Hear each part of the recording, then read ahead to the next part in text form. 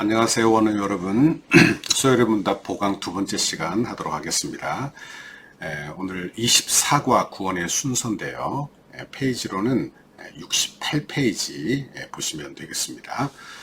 구원의 순서, 제가 먼저 질문 읽습니다. 우리가 어떻게 그리스도께 값주고 사신 그 구속의 참여자가 됩니까? 같이 읽습니다. 29번. 그리스도께서 값주고 사신 그 구속의 참여자가 되는 것은 그 성령으로 우리에게 구속을 효력 있게 적용함으로 말미암아 됩니다. 이제 그 학습 진행을 보시면 우리가 이제 소요리 문답에서 우리가 하나님에 대해서 배웠습니다. 그래서 하나님께서 모든 계획을 세우시고 창조하시고 섭리하는 일을 행하셨다. 그리고 예수 그리스도에 대해서 배웠죠. 그분이 하신 구원의 사역에 대해서 배웠어요. 그분이 예수님이 세 가지 직분을 통해서 낮아지심과 높아짐을 통해서 그분의 중보자적 사역을 감당하셨죠. 그 구원을 다 이루셨습니다. 그러면 어떻게 그리스도께서 하신 구속의 참여자가 되는가 하는 것인데, 이것은 그분이 이루신 구원을 우리에게 어떻게 효력 있게 적용하시는가에 대한 이야기를 하고 있어요. 그러니 이거는 바로 성령론에 대한 이야기를 하고 있습니다. 그래서 구원의 적용, 이 구원론은 성령론에 대한 이야기예요. 그래서 오늘 그 성령에 대한 이야기를 좀 같이 나누고 같이 공부하도록 하겠습니다. 성령께서 그리스도께서 이루신 구원을 우리에게 어떻게 적용하시는가? 이것이 바로 구원의 순서라고 말할 수 있습니다. 예수님께서 참 선지자로, 참 예수님께서 참 제사장으로, 왕으로 그분의 사역을 완성하셨어요. 또한 그 사역을 지금도 감당하시는데 성령을 통해서 우리에게 그 사역을 적용시키심으로 우리가 그 사역을 이루신다 하는 것입니다. 그러면 성령님이 어떤 분이신가 우리가 좀 먼저 묵상하기를 바랍니다. 성령님은 지금까지 많은 사람들에 의해서 성령님에 대하여 오해가 많이 있어 왔죠. 그 오해는 성령님이 무슨 어떤 에너지 또는 힘 또는 은사 이렇게 오해가 되어 왔다 하는 것입니다. 정말 그럴까? 여러분, 그러면 성령님이 어떤 분이신가 우리가 묵상을 해야 될 것입니다. 소요리 문답 6번에서 성령님에 대한 우리가 그 성령님에 대해서 배운 바가 있죠. 성부자, 성자, 성령 삼위가 계시다. 이 삼위는 한 하나님이시며 본질이 동등하시고 권능과 영광이 동일하시다. 이렇게 배웠습니다.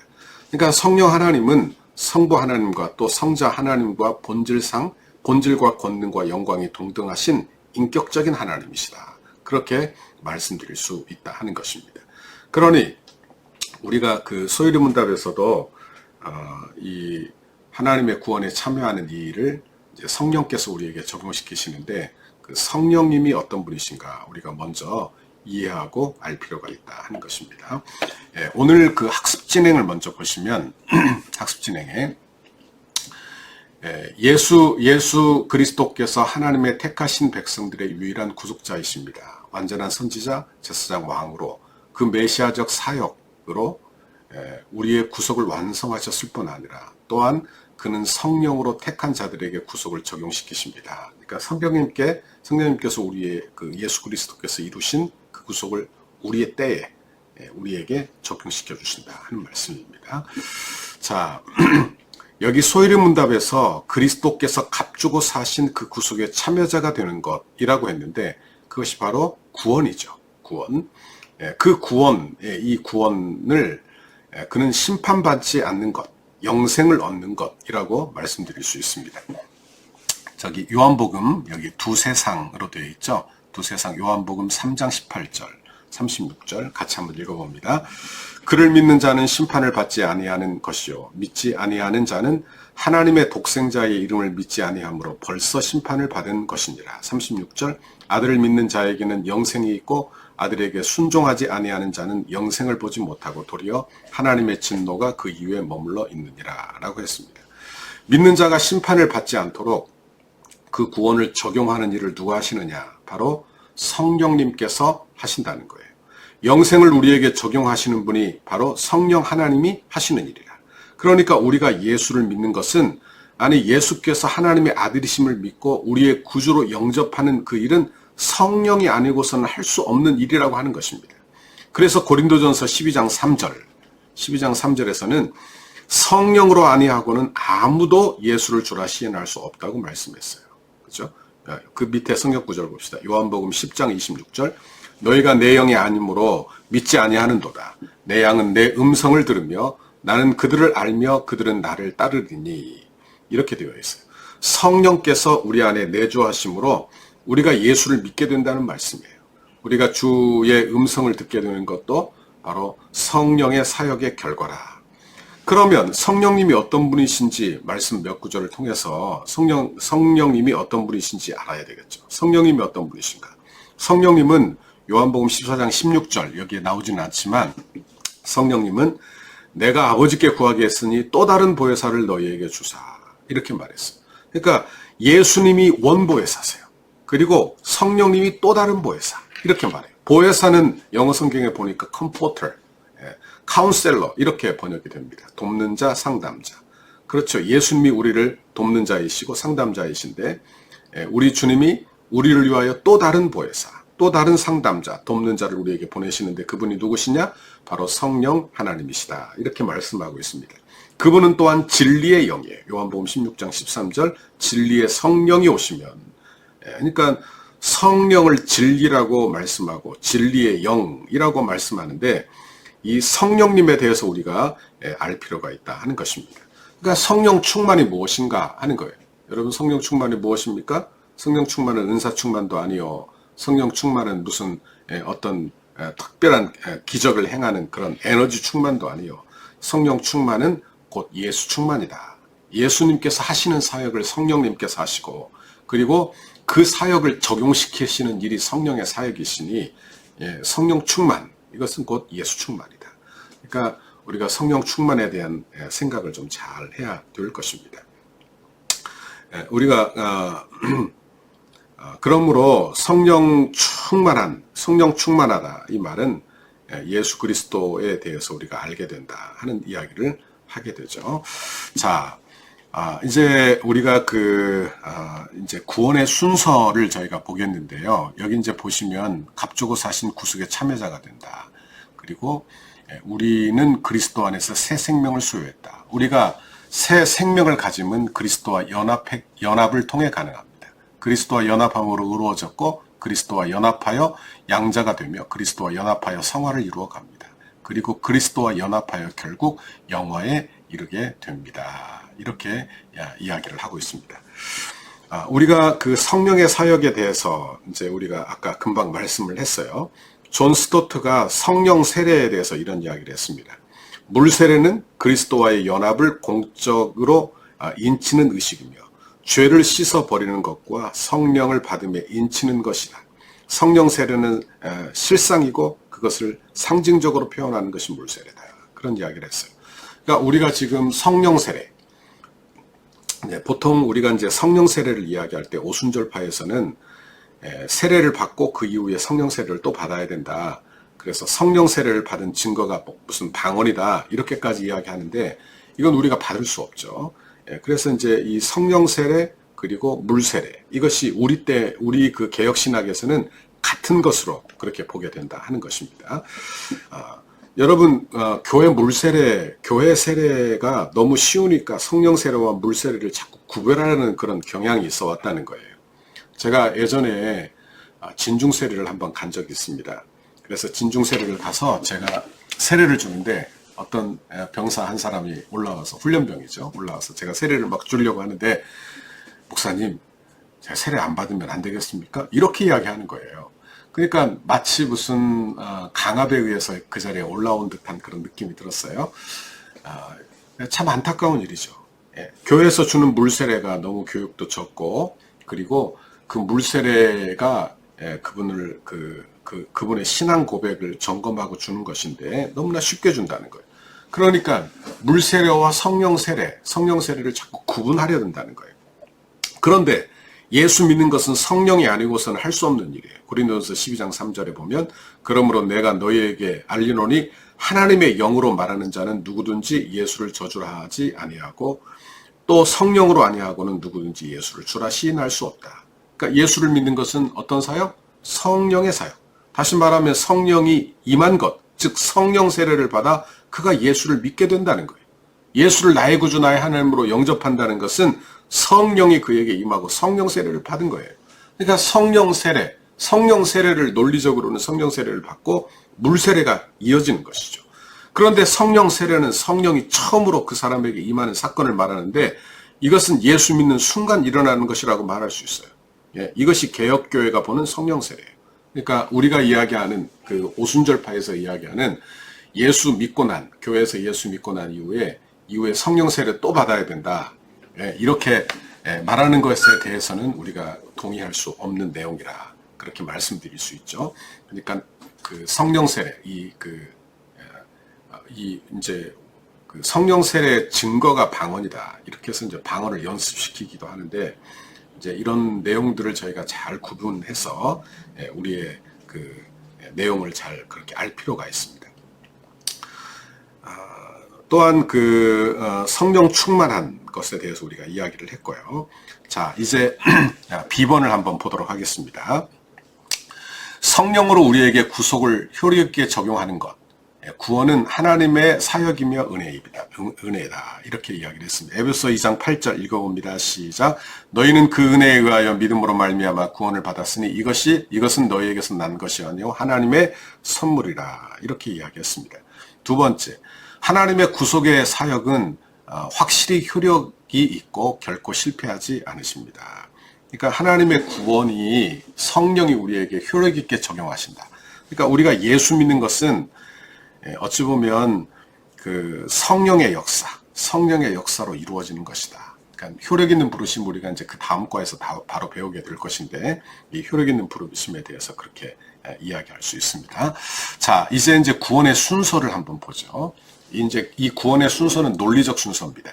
그러니까 효력 있는 부르심이 있고 그 다음에 회심, 칭의, 양자의 부르심, 성화, 영화. 그런데 이제 이거는 그 동시에 일어나죠. 그러나 논리적인 순서로 볼 때는 효력 있는 부르심이 있고 그래서 우리를 거듭나게 하시고 회심이 있고 그러니까 효력 있는 부르심이 일어나면서 회심이 바로 일어나는 거죠. 그런데 이제 칭의가 바로 일어나고 양자 삼으심이 바로 일어나죠. 그죠? 그러나 이제 이런 순서적으로 이렇게 말할 수 있다 하는 거예요. 그래서 이 내용들을 한번 보시기 바라고 그리고 이제 이거는 저희가 하나씩 다룰 내용이기 때문에 오늘은 그렇게 이 시간에는 좀 넘어가도록 그렇게 하겠습니다.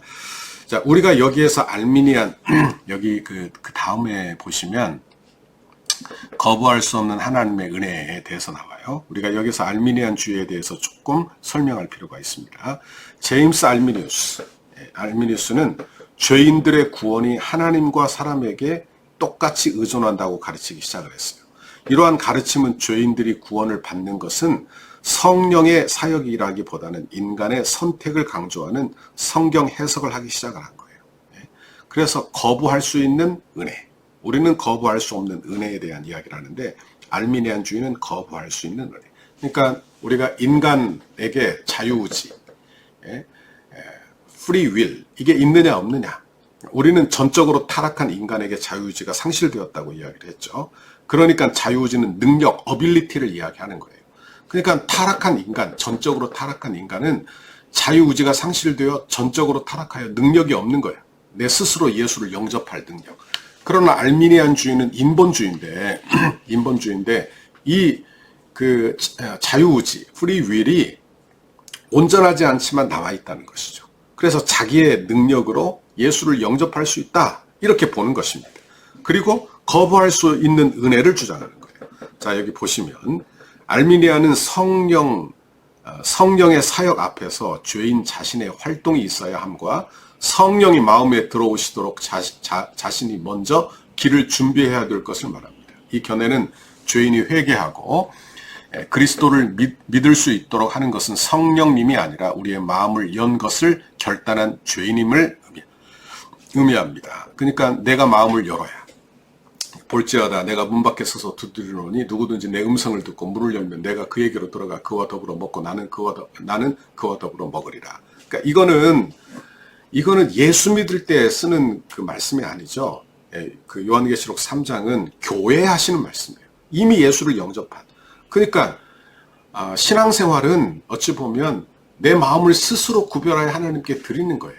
그러니까 내가 마음을 열어 결정해서 예수를 믿는다. 이 말을 하고 있는 게 아니라 내 마음의 왕자의 예수님이 오시도록 우리가 스스로 우리의 마음의 소원을 구별하여 하나님께 드리도록 그런 예배자로 하나님이 우리를 부르시는 그런 내용이 계시록 3장 20절의 내용인데 여기 이제 이 알미니안들은 이제 이 구절들을 여기 마음문을 열어야 성령님이 오셔서 인간의 하나님의 하신 일도 있지만 인간의 협력이 있어야 구원이 이루어진다. 그러니까 신인 협력서를 주장을 하게 되는 것입니다. 인간이 먼저 회개하고 나면 그 후에 성령님이 중생시키신다는 견해를 주장하는 것이죠. 자, 그러나 우리는 어떻게 믿습니까? 거부할 수 없는 하나님의 은혜를 이야기하죠. 자, 인간은 죄와 허물로 인하여 죽었고 전적 타락이에요. 우리가 전적 타락에 대한 이야기를 했죠. 이 물병, 이 컵에 대한 이야기를 했고 이 컵에 동물이 떨어지면 위에는 깨끗하고 밑에는 더럽고 이런 게 아니죠. 온통 다 더럽고 모든 물이 다 오염된 것이죠. 그러니까 깨끗한 것이 없어요. 그러니까 능력이 없는 거예요. 자신의 의지와 욕망으로 그리스도의 음성을 들을 수 없고 그리스도께 돌아올 수도 없고 능력이 없는 거예요. 그러나 성령이 역사하실 때 성령이 오셔서 우리를 중생케 하시는 거예요. 기적이 일어나고 죄인이 살아나게 된다. 문을 두드리시는 예수님, 그리스도 죄인에게 문을 열 수 있도록 능력을 주시는 분이 성령 하나님. 요한복음 5장 21절 아버지께서 죽은 자를 일으켜 살리심 같이 아들도 자기가 원하는 자들을 살리시느니라. 6장 37절 아버지께서 내게 주신 자들 문제가 발생했다고 하는데 여기 내게 주신 자는 다 내게로 돌아올 것이요 내게 오는 자는 내가 결코 내쫓지 아니하리라. 사도행전 11장 18절 그들이 이 말을 듣고 잠잠하여 하나님께 영광을 돌려 이르되 그러면 하나님께서 이방인에게도 생명을 얻는 회개를 주셨도다 하니라. 그렇게 말하고 있습니다. 맺는 말 같이 읽어보도록 하겠습니다. 우리의 구원은 성부 하나님의 계획하심과 성자 그리스도의 구속을 이루심과 성령 하나님의 구속의 적용의 사역으로 이루어졌습니다. 우리의 구원에 우리의 어떤 공로도 포함될 수 없다는 것을 기억합시다. 이 사실이 우리에게 어떤 마음의 자세를 갖게 합니까?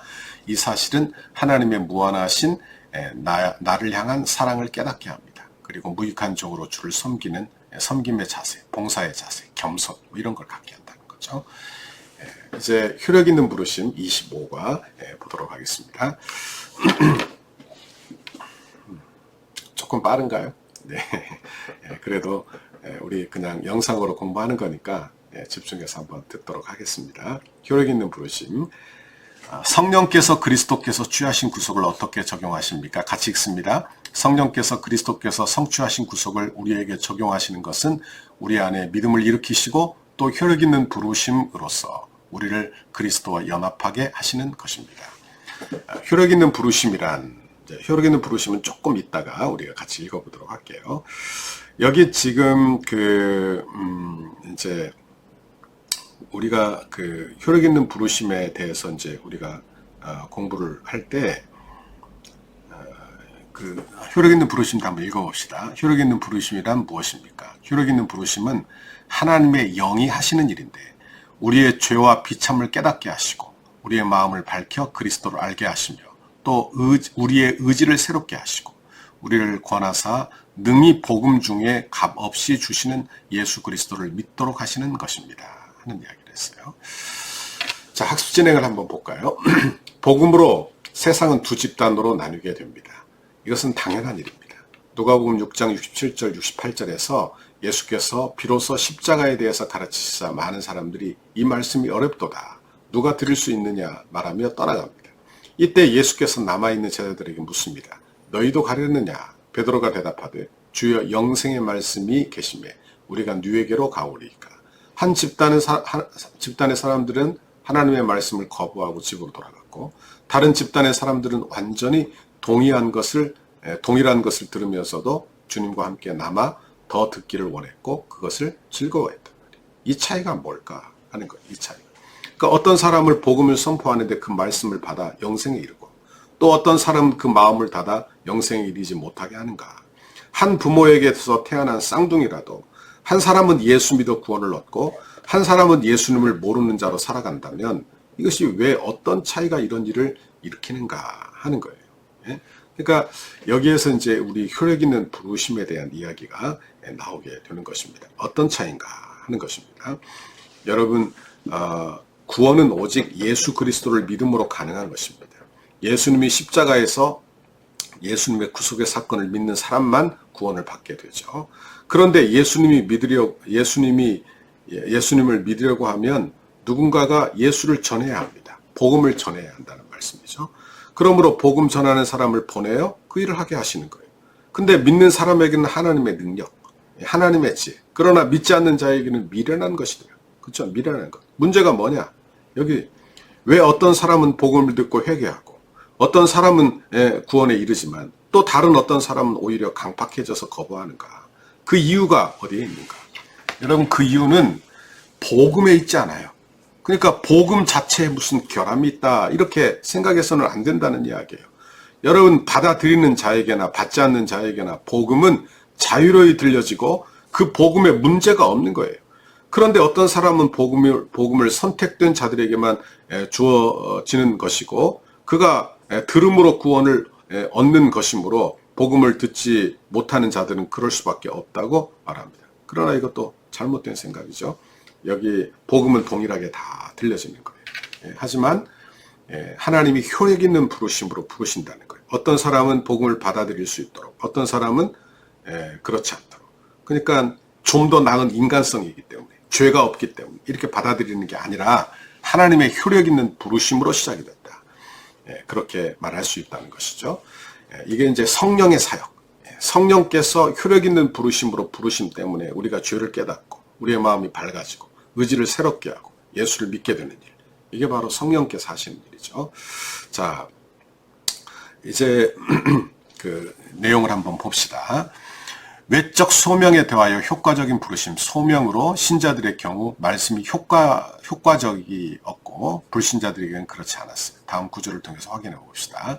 로마서 8장 28절에서 29절 같이 읽습니다. 우리가 알거니와 하나님을 사랑하는 자 곧 그의 뜻대로 부르심을 입은 자들에게는 모든 것이 합력하여 선을 이루느니라. 하나님이 미리 아신 자들 또한 그 아들의 형상을 본받게 하기 위하여 미리 정하셨으니 이는 그로 많은 형제 중에서 맏아들이 되게 하려 하심이니라. 그렇게 이야기했습니다.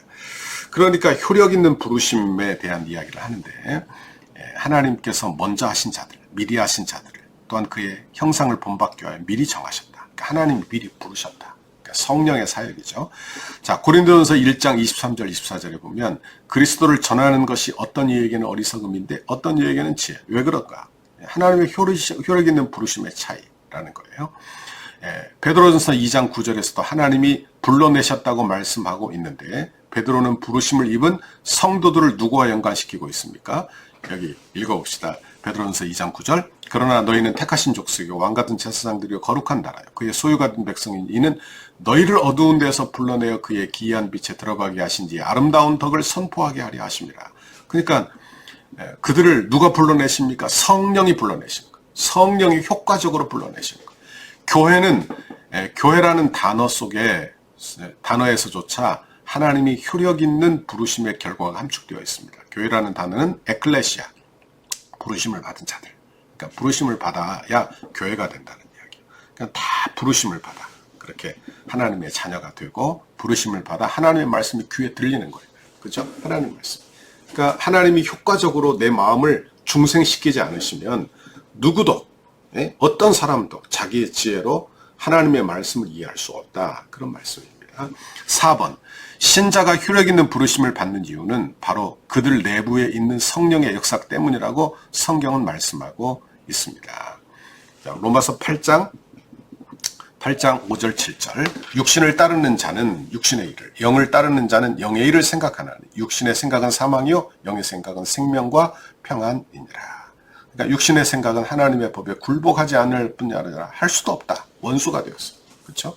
그러니까 효력 있는 부르심이 아니면 다 이런 상태. 강팍하고 교만하고 하나님의 말씀을 따르지 않는 그런 자세를 갖는다는 거예요.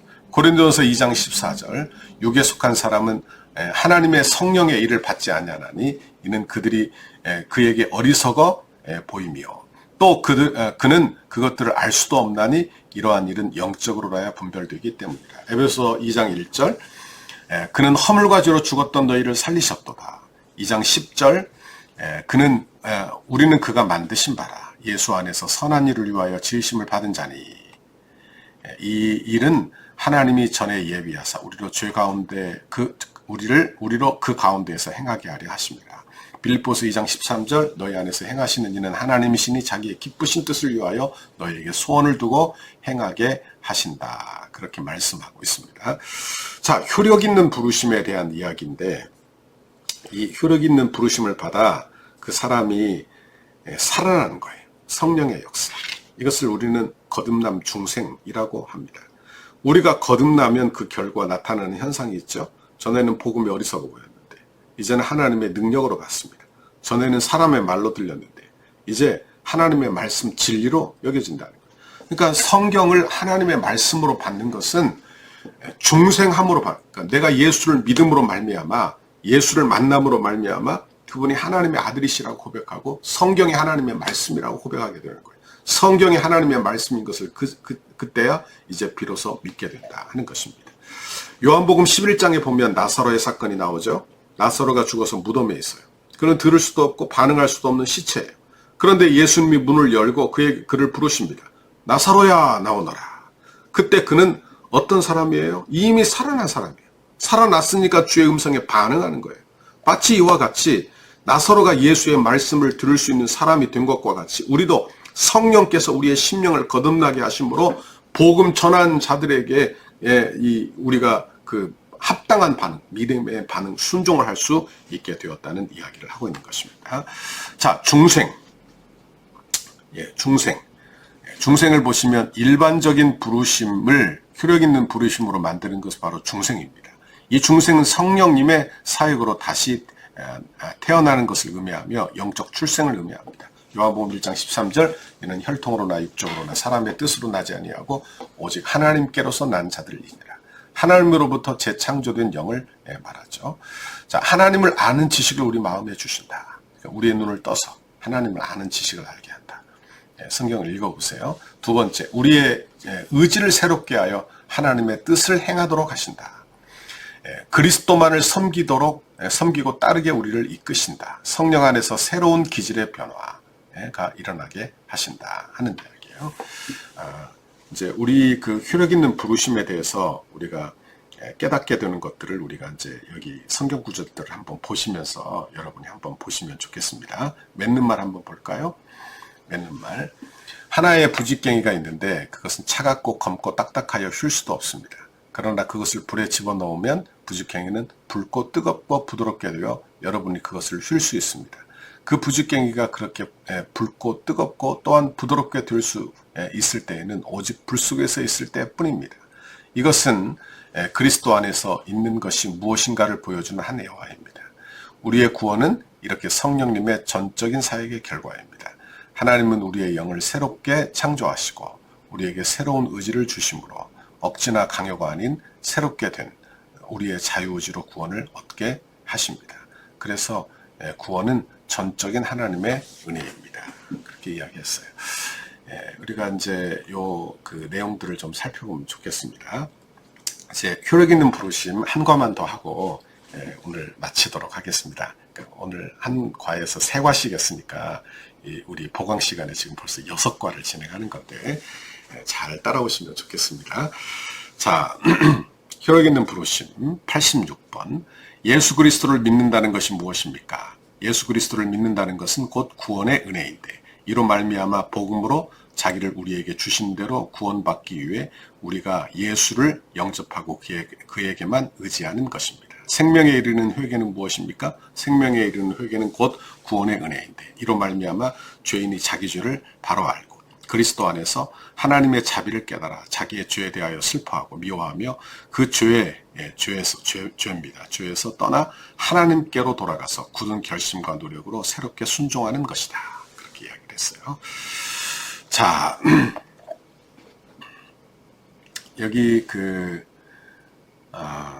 이제 요 86문부터 한번 더 보도록 하겠습니다. 86문. 예수를 믿는다는 것이 무엇인가? 여러분, 예수를 믿는다는 것은 믿는 믿음이란 구원의 은혜라고 말하고 있어요. 값없이 주어지는 것을 가르쳐 우리는 은혜라고 합니다. 우리가 예수 그리스도를 믿을 때 값없이 우리에게 구원을 주시기 때문에 우리는 그것을 가르쳐 구원의 은혜라고 부르는 것입니다.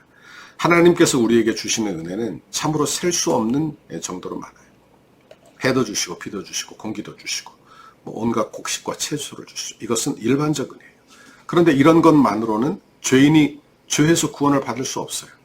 죄인이 죄에서 구원을 받는 것은 특별 은혜라고 하죠. 그러니까 하나님이 세우신 예수 그리스도 우리의 중보자를 믿음으로만 가능한 거예요. 믿음으로만. 그러니까 우리가 믿음으로써 예수를 영접하고 그만 의지하여서 구원을 얻는다고 가르치고 있는 것이죠. 그러니까 이 구원의 이렇게 구원의 은혜가 임한다는 걸 말하고 있습니다. 또한 87문 생명에 이르는 회개가 무엇인가? 생명에 이르는 회개. 이제 여기 내용을 한번 볼까요? 학습 진행 같이 한번 읽어보도록 하겠습니다. 우리는 일상에서 많은 후회를 합니다. 왜 내가 이렇게 했을까? 이런 말과 행동을 왜 내가 했을까 하며 후회를 합니다. 그러나 회개는 후회와는 본질적 차이를 가지고 있습니다. 회개에 있어서 본질적이며 생명과 같은 것은 바로 태도의 변화라는 것입니다. 여기서 우리가 다룰 것은 일반적인 회개와 우리가 구원을 얻을 때 하는 생명에 이르는 회개에 대해서 살펴보겠습니다. 회개와 믿음은 동전의 다른 면과 같이 뗄 수 없는 관계입니다. 믿음은 우리로 그리스도에게로 향하게 하고 회개는 우리로 죄로부터 돌아서게 합니다. 믿음 없이 회개는 이루어질 수 없고 회개 없이 믿음이란 있을 수 없다는 것입니다. 그래서 믿음과 회개는 예수를 믿는 그리스도인에게는 다른 두 가지 사건이 아니라 동시에 일어나는 같은 사건의 다른 면이라고 할 수 있습니다. 긍정적인 면을 우리는 믿음이라고 하고 부정적인 면을 회개라고 합니다. 그러나 이 모두가 동시에 일어나며 이것을 우리는 변화라고 이야기한다. 그렇게 이야기했어요. 그래서 이제 이 은혜의 은혜의 선물이다. 라는 이야기했습니다. 내용을 그냥 오늘 요 내용을 한번 그냥 쭉 읽는 식으로 우리 효력 있는 부르심의 회개에 대해서 보도록 할게요. 무엇이 회개에 이르게 합니까? 우리는 그것을 효과적인 소명으로 다뤘습니다. 하나님의 효력 있는 부르심으로 회개가 일어나는 거예요. 이것은 하나님의 은혜의 결과라는 것을 기억하십시오. 회개는 하나님이 선물로 우리에게 은혜로 주신 것입니다. 에레미야 31장 18절 같이 읽습니다. 시작. 에브라임이 스스로 탄식함을 내가 분명히 들었노라. 주께서 나를 징벌하심에 멍에에 익숙하지 못한 송아지 같은 내가 징벌을 받았나이다. 주여 주는 나의 하나님 여호와이시니 나를 이끌어 돌이키소서. 그리하시면 내가 돌아오겠나이다. 그랬어요. 그러니까 회개는 하나님이 주시는 거예요. 그러니까 하나님이 내게 회개의 영을 부어주시고 회개하도록. 사도행전 11장 18절 그들이 이 말을 듣고 잠잠하여 하나님께 영광을 돌려 이르되 그러면 하나님께서 이방인에게도 생명을 얻는 회개를 주셨도다 하니라. 생명을 얻는 회개. 그러니까 내가 예수 믿는 그런 예수 믿어 구원 얻는 회개. 그러니까 생명을 얻는 회개. 디모데후서 2장 25절 거역하는 자를 온유함으로 훈계할지니 혹 하나님이 그들에게 회개함을 주사 진리를 알게 하실까 하며 회개함을 주신다는 거예요. 그렇죠? 그러니까 효력 있는 이 구원에 이르게 하는 회개, 이 회개를 우리에게 주시는 것이죠. 그러니까 이 구원파에서는 구원에 이르게 하는 회개와 일반 회개, 매일의 회개를 구분하지 않죠. 그러니까 구원에 이르게 하는 회개로 모든 회개를 보니까 회개는 일생에 단 한 번만 하면 된다 하는 거예요. 내가 이미 회개했으니까 죄를 지어도 된다. 이렇게 가면 안 되죠. 그렇죠? 이건 이제 구원파 이단들이 하는 그런 회개의 잘못된 그런 개념들입니다. 두 번째, 회개는 은혜로서 우리에게 선물로 주어지나 어떠한 방법을 통해 주어집니까? 그 방법은 하나님의 말씀의 가르침과 선포로 하심으로 말미암습니다. 그러니까 회개는 어떻게 이루어지느냐? 그 방도가 하나님의 말씀으로 이루어진다는 거예요. 다른 것이 아니라 여러분 하나님께서 여러분에게도 말씀으로 회개케 되는 그런 은혜를 주시기를 바랍니다. B번 생명에 이르게 하는 회개 같이 읽습니다. 교리문답에서는 회개를 넣고 생명에 이르게 하는 회개는 곧 구원의 은혜인데 라고 가르치고 있습니다. 생명에 이르는 회개는 기독교의 처음 시작, 즉 예수를 영접하고 하나님의 은혜를 경험할 때부터 시작하여 계속해서 끝나는 것이 아니라 그리스도인의 삶 전체에서 있어야 하는 것이다. 이렇게 이야기했어요. 그러니까 우리가 그 구원에 이르게 하는, 생명에 이르게 하는 회개. 누가복음 15장 7절, 내가 너에게 이르노니 이와 같이 죄인 한 사람이 회개하면 하늘에서는 회개할 것이 없는 의인 99으로 말미암아 기뻐하는 것보다 더하리라. 여기 이제 회개에 대한 이야기, 말씀을 여러분 보시기 바랍니다. 회개에 포함되어야 하는 것, 전적인 전인격의 변화, 참된 회개는 죄에 대한 슬픔을 포함합니다. 이 내용들은 여러분이 한 번씩 보시면서 그 회개에 대한 내용들을 한번 정리해 보시면 좋겠어요. 의지의 변화, 죄를 미워한다 하는 이야기를 했습니다. 자, 여기 이제 맺는 말 하고 오늘은 마치도록 하겠습니다. 어떤 이들은 생명에 이르는 회개가 단순히 견해의 변화이며 일상의 회개를 통해서 구원이 깊어진다고 가르칩니다. 그러나 회개라는 단어가 돌아선다라는 의미를 가짐을 기억하면 구원은 죄에서부터 돌아섬의 회개를 동반함이 확실합니다. 가톨릭에서는 고행, 회개를 완전히 이루기 위해서는 그 대가를 고행으로 치러야 함을 가르칩니다. 물론 고행이 가르치는 행동의 변화와 대가를 치르는 것은 참된 회개가 가져오는 것일 수도 있습니다. 그러나 변화와 대가를 치름이 참 회개 없이 이루어질 수 있음을 주목해야 합니다. 우리는 회심한 이후에도 회개하기를 그치지 말아야 합니다. 베드로후서 1장 10절은 믿음과 회개가 주께 대한 순종을 지속함으로써 우리의 부르심과 택하심을 굳게 해야 된다고 말하고 있습니다. 그렇게 말하고 있죠. 자, 오늘은 여기까지 다루도록 하겠고요. 여러 가지 많이 다뤄서 여러분이 다 이해하는지는 모르겠지만 어쨌든 한번 이렇게 읽는 것으로 오늘을 이 회개, 생명에 이르게 하는 회개까지 저희가 마치도록 하겠습니다. 여러분 수고 많으셨고요. 그리고 다음 시간에 저희가 마지막 시간인데 마지막 시간에 꼭 빠지지 않고 오시길 바랍니다. 그리고 마지막 시간에 한번 마지막 정리를 한번 하고 그렇게 모든 과를 오늘 한 학기를 마치도록 그렇게 하겠습니다. 오늘 여러분 수고하셨습니다. 감사합니다.